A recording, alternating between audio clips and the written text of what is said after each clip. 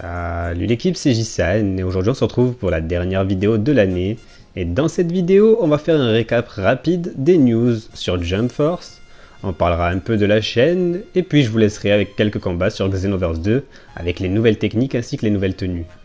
Alors concernant Jump Force, on a eu un petit trailer du mode histoire, tout simplement magnifique, mais je pense que vous l'avez déjà tous vu, ainsi que quelques confirmations de personnages.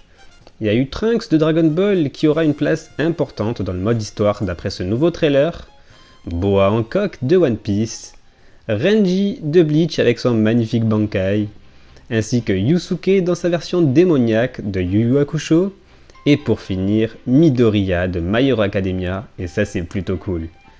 D'ailleurs, en parlant de My Hero Academia, j'ai envie de vous proposer un nouveau J-perso, et j'hésite entre Tenya, car il est plutôt intéressant je trouve, ou Choto. Donc du coup, je vous laisse choisir en commentaire entre les deux personnages et je verrai en fonction de vos retours.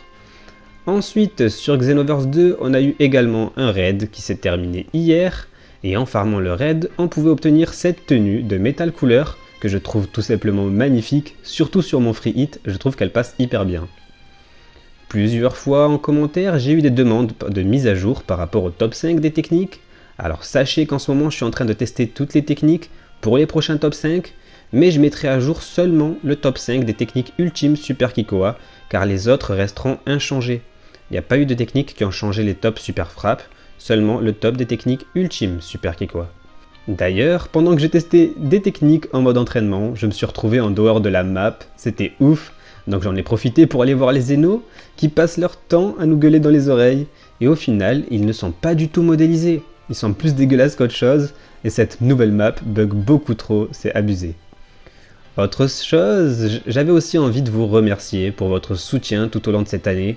Avec les 3 derniers mois, on a dépassé les 1000, puis récemment les 2000 abonnés. C'est ouf de savoir que 2000 personnes apprécient mon contenu, surtout que je ne suis qu'un simple vidéaste amateur qui fait des petites vidéos sur des jeux de manga sans trop d'expérience. J'essaie de m'améliorer au fil des vidéos en amenant de nouveaux formats comme les J-perso ou les J-news pour mieux structurer les vidéos. J'essaie aussi d'améliorer mon commentary et mon montage et ça fonctionne plutôt bien.